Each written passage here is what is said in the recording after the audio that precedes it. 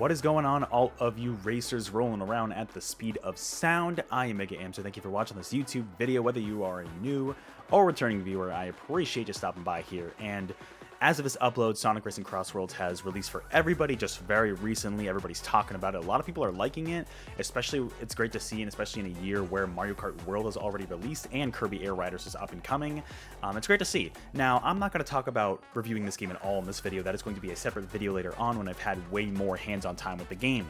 I am here to talk about the additional content and predicting what additional content will come to this game, because as of this upload, we know all 6 paid season pass characters, what those are going to be, and we know of a few different free characters that are coming to this game. One of them who already came being Hatsune Miku. If you were trying to avoid any spoilers on the added characters, definitely don't watch this video. I'm going to be predicting some of that, and we will be talking about the ones that have already been announced and one that actually has not been announced but we know is confirmed. So definitely, like I said, if you want to avoid spoilers for any of that, do not watch this video. But with that, I do want to take a look at the roadmap here that SEGA actually posted like right before or just after launch here. So here we go. This is the official roadmap, post-launch roadmap for roughly the next year or so for Sonic Racing CrossWorlds. So you can see the top row there, we have the paid season pass content. So from what we know, and a lot of this is pulled from in-game as well, if you actually look at it in the game, if you have the season pass, Minecraft characters supposedly are coming sometime in October. SpongeBob and Patrick sometime apparently in November. The other ones we don't know about as much. Based on this rough roadmap, I'm guessing maybe Pac-Man characters in like January, February. Mega Man and Rush seem to be like maybe March or April. And then TMNT and Avatar are Q3, so maybe TMNT in July, Avatar in like August, September maybe. You know, so that's kind of my rough estimate. But those are all the paid content characters we know about that are coming. However, you can see on the bottom row this is free. There are a ton of question marks still. And maybe I just didn't understand what they were talking about, but I did not realize that they were going to be adding free characters as well. You can see here, so the Season Pass content includes a new playable character, new vehicle, new track, emotes, and sounds. Free content includes new playable character, new vehicle, emotes, and sounds. So the free content will not be adding any new tracks. As much as I would love that, they are not adding new tracks. It is pretty much just the character with their vehicle. What we know of so far is Hatsune Miku, who is already in the game from launch, Joker, which apparently is sometime in October, and Ichiban, which is sometime in November. But it does look like there is going to be another free one sometime like December, January, a couple more thrown out in Q1, quite a bit during the summer next year. Or sorry, actually, I guess that's more like spring, like May to June, and then a couple more in the summer there. They're all going to have their own events, which is fun. I'll probably be streaming every single one of those. But I really wanted to talk about today who I think those other 9 spots are. Now, final spoiler warning, one of these characters we already know about. It has not been officially revealed, but we know about them already, so I'm going to give you a few seconds to click away if you've not already. So, how do I know this? Because SEGA has not officially revealed the character, but they are on the box art. Now, when I heard about the box art leaks, I thought that meant Mega Man for the paid DLC, because Mega Man is there. However, we'll take a look at this box art. Final spoiler warning. I have the Switch 1 version. Who's that character next to Ichiban and underneath Joker? Sorry for the blurriness. That's right. That is Knights from Nights into Dreams, which is honestly a really crazy pick because Knights hasn't had a new game in forever, but a very fan-favorite SEGA character, a very beloved SEGA character. So I am very happy to see that Knights is confirmed for this game. I imagine Knights will probably release after Ichiban, and the free spot right in between December and January there on the timeline, but that still leaves 8 free characters. Now, you might be noticing a pattern here so far with the free characters specifically, and even the Season Pass. Season Pass are characters not affiliated with SEGA. The free characters are, so far at least, are all affiliated with SEGA. Now, Hatsune Miku is kind of a weird situation because Hatsune Miku is obviously not owned by SEGA. She is like a virtual Vocaloid that produces music. However, from what I understand, SEGA owns a lot of the publishing rights for the Hatsune Miku video game. So I think that is why they are wrapping her into that category. Of course, Joker is Atlas, which SEGA owns, and Ichiban is RGG, which SEGA owns. And Knights, of course, is a very beloved SEGA character, like I said.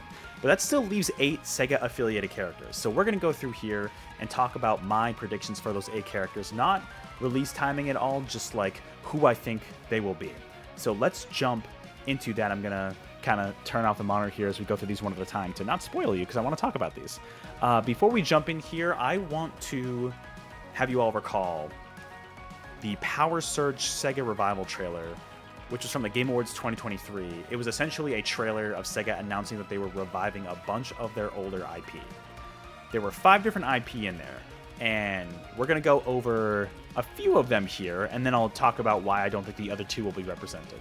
But number 1, and this is the most obvious one to me, is Beat from Jet Set Radio, because Beat is such an iconic SEGA character, and is also relevant to this day because of the new Jet Set Radio game we know is in the works.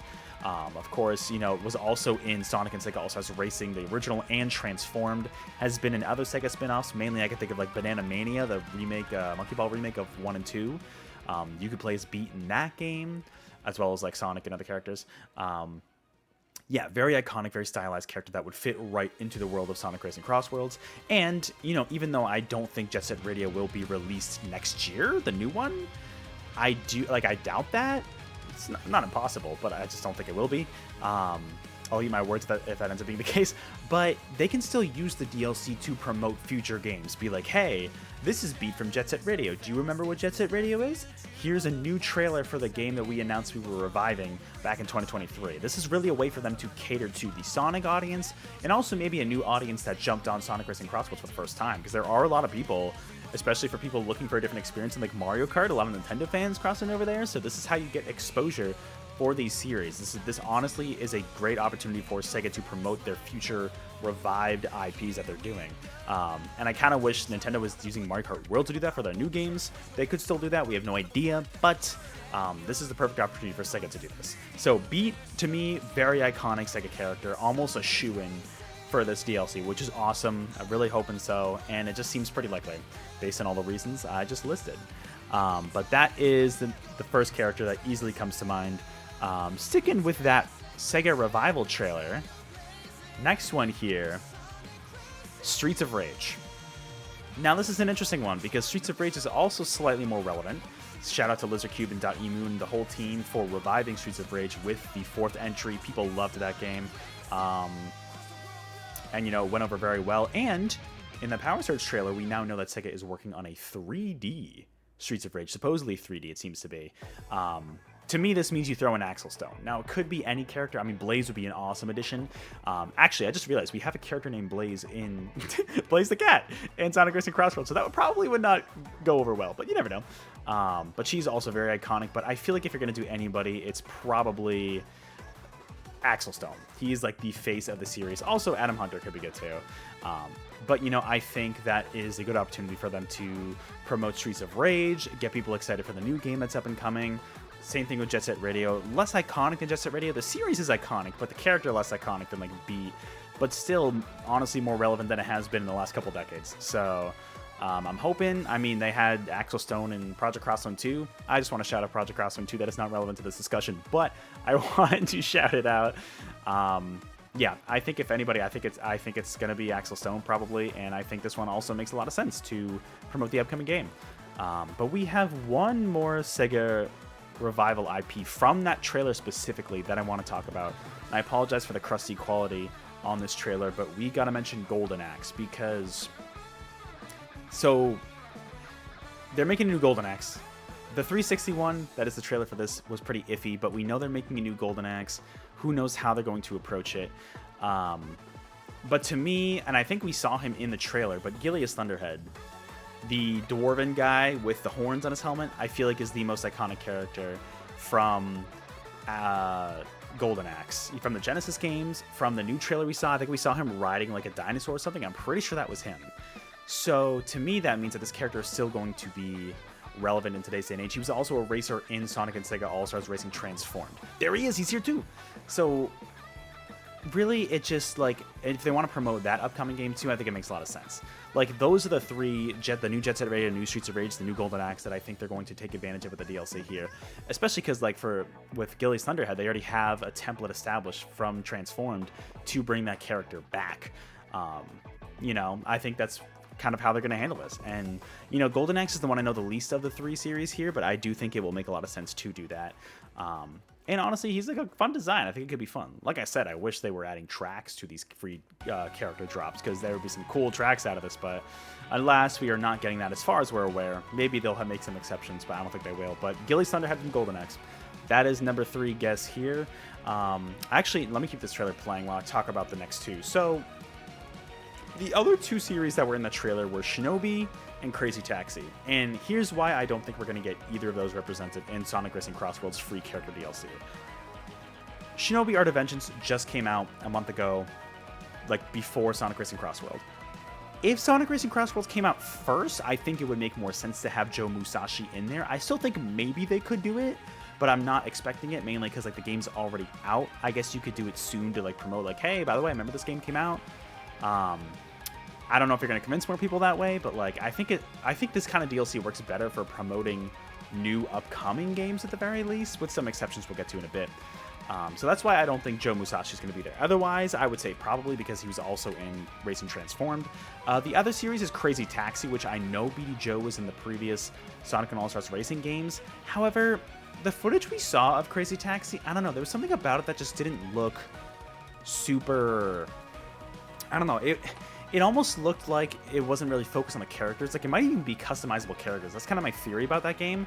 We've heard rumors about that game and even Jet Set Radio maybe being live service, and to me that means like customizable drivers, because the taxi itself is the most iconic part about Crazy Taxi, right?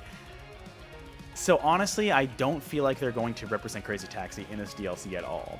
Like, yeah, you can add the taxi as a car, but first of all, it's got to be customizable. Second of all, who's going to be the character that represents the vehicle? You know what I mean? I don't know. It'd be an interesting pick, which they still could do. Totally possible, but I just... because I'm leaning towards that game not being as focused on the individual drivers like some of the older Crazy Taxi games were, I'm not really expecting any Crazy Taxi representation in this DLC. But those 3, B from Jet Set Radio, Axel Stone from Streets of Rage, and Gilly's Thunderhead from Golden Axe, I feel like we'll see at least one character from each of those series represented here. We still have 5 more slots, though. We still have plenty to go. This next one, the next few, honestly, are just series that are relevant to SEGA still. And this one is also a no-brainer to me. We've got to be getting II from Monkey Ball. I mean, Sonic and II have crossed over a million times already. Like I said, the Sonic characters were playable in Banana Rumble, and I think Sonic and Tails were playable in Banana Mania. And there's a history with just Sonic and Monkey Ball crossing over all the time. This is a no-brainer. II was in Sonic Riders, not only, but also the first 2 Sonic and All-Stars Racing games. They could use his new design from Banana Rumble in there, and I mean, these games are... I feel like Monkey Ball's in a pretty solid spot now. They're going to keep making Monkey Ball games. Like, that's not going away. This is still a series that is relevant to SEGA and fits perfectly in the Sonic universe. So this one...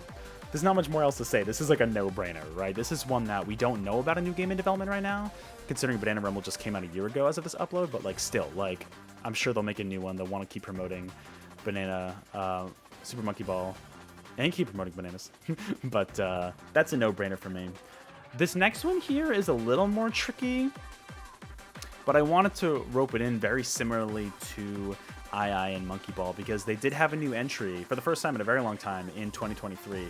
I actually enjoyed this entry, but you know, definitely an iconic SEGA character nonetheless, and that is Samba de Amigo. Like, I don't know if I'd say Samba de Amigo is relevant right now. I mean, Party Central came out a couple years ago as of this upload, which is great. The fact that they released a new game in the first time in forever. But you know, Amigo is just... I feel like one of those cases where Amigo is so iconic for SEGA that I feel like Amigo will make it in. I think less likely than II. The guy is almost a shoe-in, kind of like beat. But I think Amigo still could totally make it in and just fit right in. Another colorful series. A lot of SEGA IP are like that, but another one that's would fit totally well into those games. I mean, Amigo is in Sonic Riders and the first 2 Sonic Racing games, the Sonic and SEGA All-Stars Racing games. Would just make a hell of a lot of sense to have him in there and have a fun vibe, bring the Morocco car back. Like, that'd be super cool. So one that I think is less likely, just because who knows if they're going to have another game. I don't know if Party Central did well. I'm guessing not. But clearly, you know, Samba de Amigo is on SEGA's mind if they keep trying with this series. So I do feel like that Oh, that's the mobile version. That's funny. I do feel like Amigo will make it into the game, just on like a Sega notoriety alone. But we've got 3 more slots here. This one is also another series still very relevant to Sega. In fact, it had a Switch 2 edition that dropped, I think at launch. It was a game keycard, to be fair, but still, it was there. And that is Puyo Puyo. This is a very interesting one, because what character would they choose from this game? I'm assuming Arl, who's like, I guess I've never played these games, but I guess is like the protagonist kind of Puyo Puyo, at least the recent games. They have a very cutesy animated style. She would fit right into Sonic Racing CrossWorlds colorful aesthetic. They could even just make like the Puyos playable. That'd be really funny. Kind of like the Choo Choo Rockets in the original Sonic and All-Stars Racing games, but unlike Choo Choo Rockets, this one's actually relevant. They keep making these Puyo Puyo Tetris games, and also other Puyo Puyo games are still very popular, especially in Japan, from what I understand. And as you can see here in the most recent entry, Sonic has a crossover there. So to me, this makes a lot of sense to have, you know, as a character to have in there, whether it be Arl or the Puyos, who's to say. But I think this one makes a lot of sense. It'd be interesting to see how they play, but I think it'd be fun. I don't know. It'd be a fun new one to have that's like hasn't been represented in other racing games, but is still relevant today. So that's why I threw Puyo Puyo in there. But we've got 2 more here that I want to talk about. This is another upcoming one that hasn't been relevant for a little while. I mean, it's always been in the background, but recently has gotten a lot more popular. And we know about a new project related to that in the works, and that is Virtua Fighter, which is an interesting one because we have the new Virtua Fighter that supposedly RGG, is working on here, which is really, really great to see. And I don't know if it's just going to be VF6 or what, but the original Sonic and All-Stars Racing game had Akira, like the series figurehead, as a racer. I think it was Akira, and I think Jackie Bryant was with them in the car too. It was very weird. But Virtua Fighter, it's like their Street Fighter, like get that represented, you know, in the game. They could have another character besides Akira, but Akira, I mean, is like the obvious choice. But have a Virtua Fighter character in there, you know, get people hyped for the new Virtua Fighter game.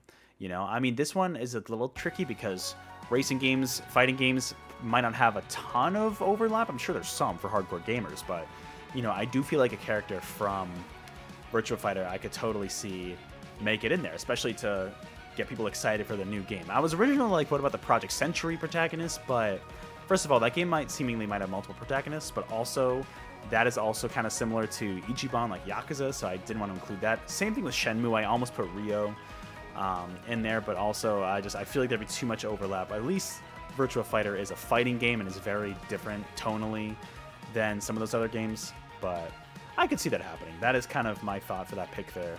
Now the final one here, this is going to piss people off, but this company who makes this game is owned by SEGA, and we've seen plenty of crossovers with Sonic already.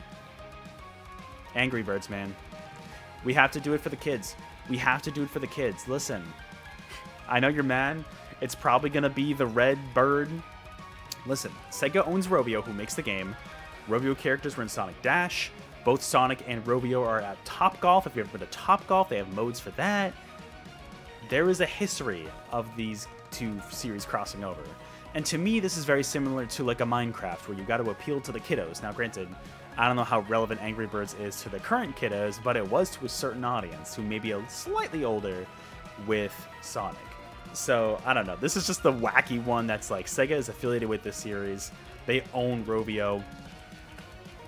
They'll put them in the DLC. I don't know. This one might be the least likely to me. I don't know exactly, but like, I wouldn't be surprised if it happens nonetheless. I'm not necessarily excited for it to happen necessarily, but I will say I feel like there is a chance.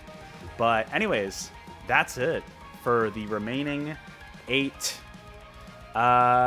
characters that I think we could see in the season pass. So essentially that leaves us with, assuming Knights is after Ichiban, we've got Beat, not in any particular order by the way, we got Beat, we've got Axel Stone, we'll say from Streets of Rage, we'll say Gilly's Thunderhead from Golden Axe, II from Monkey Ball, we got Amigo from Samba de Amigo, a Virtua Fighter character, probably Akira, maybe somebody else if there's like a new character, one of the Angry Birds, maybe the Red Bird, and the final one was, who did I miss? Oh, Puyo Puyo, of course, probably like Arl, or the Puyos, that'd be kind of fun too.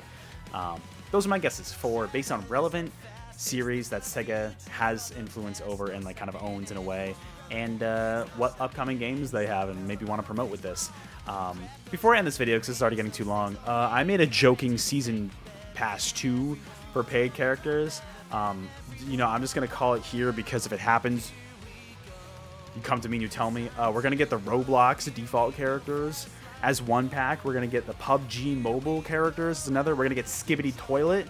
If anybody saw the leaked crossover with Sonic vs. Skibidi Toilet, we're going to get that. We're going to get Crash, we're going to get Spyro, and Banjo-Kazooie are going to come back from the original Sonic and Racing Sonic and SEGA All-Stars Racing. We're going to get it all. That's going to be it. Season Pass 2.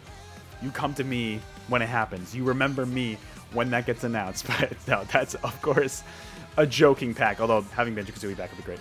That's going to do it for this video. So I did not mean for this to be this long, but thank you so much for watching this entire video. If you did, let me know your thoughts on, I guess, my fake Season Pass and all the free character predictions that I mentioned here. Let me know what your possible thoughts are. If possible, please don't mention Knights like as confirmed for people who don't know that yet. Sega's not officially revealed them, but I wanted to mention them here because they are like officially going to be in the game. But please don't mention that in the comments unless you're like speculating about it. That's okay to be speculative. But otherwise, yeah, let me know your thoughts on my picks and your own picks that I didn't mention in the comments below. But otherwise, thank you so much for watching, guys. I will catch you all in the next video or live stream. And until then, keep on racing. Enjoy Sonic Racing CrossWorlds. I will see you later.